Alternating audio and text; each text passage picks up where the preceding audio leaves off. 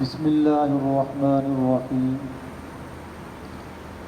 عن ابی ہریرہ رضی اللہ تعالی عنہ ان رسول اللہ صلی اللہ علیہ وسلم قال آیۃ المنافق ثلاث اذا حدث كذب واذا وعد اخلف واذا اؤتمن خان وفي رواية وإن صام وصلى وزعم أنه مسلم.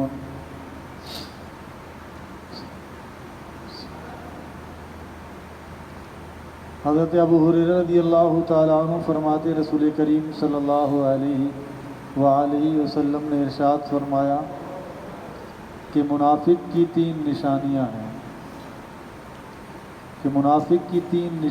ہیں اذا حدث کذب، جب وہ بات کرے گا تو جھوٹ بولے گا. دوسری نشانی فرمائی واذا وعد اخلف، جب وہ کسی سے وعدہ کرے گا تو وعدے کو پورا نہیں کرے گا بلکہ اس کی مخالفت کرے گا. واذا اؤتمن خان، اور جب اس کے پاس کوئی امانت رکھی جائے گی تو وہ اس امانت میں خیانت کرے گا. اور ایک روایت میں اس حدیث میں یہ بھی اضافہ ہے وَإِنْ صَامَ وَصَلَّى، اگرچہ وہ نماز روزہ بھی رکھنے والا ہو، نماز بھی پڑھنے والا ہو، اور یہ دعویٰ کرنے والا، یہ کہنے والا ہو کہ میں مسلمان ہوں. اور ایک روایت میں چوتھی نشانی بھی بیان ہوئی ہے کہ اذا خاصم فجر، یہ بھی منافق کی عادت ہے، جب کسی سے اختلاف ہو گیا، کوئی جھگڑا ہو گیا تو فوراً گالی گلوچ پہ اتر جائے گا. نبی کریم صلی اللہ علیہ وسلم کے دنیا سے پردہ فرما جانے کے بعد اب کوئی منافق حقیقی جیسے حضور صلی اللہ علیہ وسلم کے دور میں موجود تھے، اب یہ فیصلہ کسی کو کرنے کا اختیار نہیں ہے. ظاہراً جو مسلمان ہے ہم اس کو مسلمان ہی کہیں گے، یہی جمہور کا مذہب ہے، لیکن باوجود اس کے ہر مسلمان کو اس بات پر سوچنے کی ضرورت ہے کہ کہیں یہ نشانیاں جو کہ نفاق کی علامت ہیں، نفاق علامتی ہیں، میرے اندر تو نہیں پائی جا رہی. کیونکہ نفاق نام ہے، اندر میں ایک چیز ہے اور زبان پر دوسری چیز لا رہا ہے. اندر میں ایمان نہیں ہے لیکن پھر بھی حضور کی مجلسوں میں آ کے کہتے تھے نشہد، ہم گواہی دیتے ہیں بڑی قسمیں کھا کے کہ آپ اللہ کی رسول ہیں. ان کی تکذیب تو اللہ نے فرمائی تھی، لیکن یہ کام بھی ایسے ہیں کہ ان کا اثر ایسا ہوگا کہ انسان کے منافق ہو کر مرنے کا خطرہ ہے. جب ایک آدمی جھوٹ بول رہا ہے، یہ ظاہر ہے تبھی بول رہا ہے جب اس کو سچ معلوم ہے. اب اندر میں سچ ہے اور زبان پر جھوٹ ہے، یہ منافقوں کی فعل کی طرح ہے کہ اندر میں کفر ہے اور زبان پر ایمان کی باتیں کرتے تھے. دوسری اذا وعد اخلف، کسی سے وعدہ کیا ہے، اب سامنے والا تو یہ سمجھ رہا ہے کہ جس چیز کا اس نے وعدہ کیا ہے اور وہ اس پہ اعتبار کر رہا ہے کہ میرا مجھ سے وعدہ کیا ہے یہ پورا کرے گا، وہ اس کے وعدے پہ اعتبار کرتا ہے، لیکن اس کے اندر میں دوسری چیز ہے.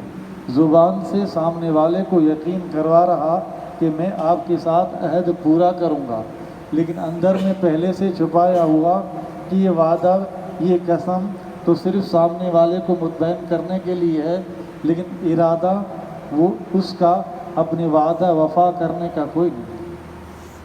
تو یہ بھی منافق کی طرح ہو گیا کہ اندر میں ایک چیز ہے اور زبان پر دوسری چیز. اور اسی طرح جو تیسری جو امانت رکھی گئی تو اس میں خیانت کرے. آدمی اگر کسی کے پاس امانت رکھتا ہے تو رکھنے والے کو اس پر اعتبار ہوتا ہے کہ یہ اس میں خیانت نہیں کرے گا. اب یہ کہہ رہا ہے امانت دے دیجئے، اس کا مطلب کیا ہے کہ اپنے آپ کو امین ثابت کر رہا ہے. اب اپنے ظاہر سے یہ ثابت کر رہا ہے کہ یہ آدمی خیانت نہیں کرے گا، ظاہری اپنا حلیہ امانت دار والا بنایا ہے، لیکن اندر میں ایک خیانت چھپائی ہوئی ہے، اور وقت آنے پر وہ اس کی خیانت ظاہر ہوتی ہے۔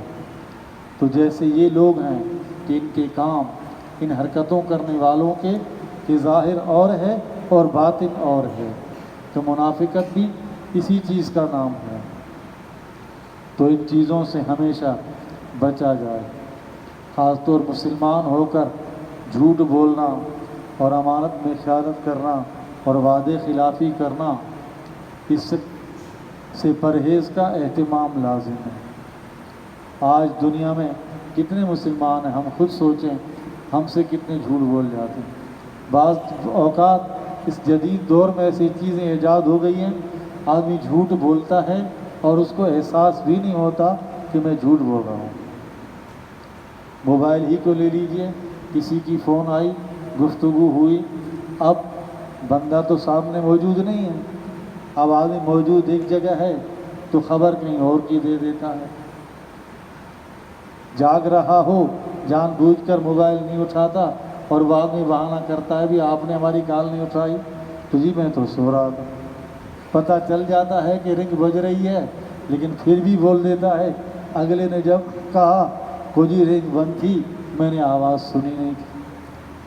اب ایک چیز میں دیکھیے کہ کتنے مسلمان ہیں جو صرف اس ایک آلے کی وجہ سے، صرف موبائل سننے کے چکر میں بہتوں سے جھوٹ صادر ہو جاتا ہے اور خیال بھی نہیں ہوتا، بلکہ ہمارے جیسے علماء صلحاء بھی اس غلطی کا شکار ہو جاتے ہیں اور کوئی تعویل اور بہانہ کر رہے ہوتے ہیں، حالانکہ حقیقت میں وہ جھوٹ ہو جاتا ہے۔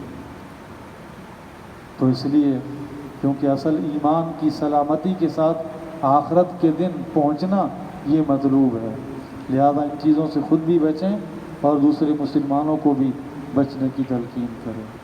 اللہ تعالیٰ عمل کی توفیق دے۔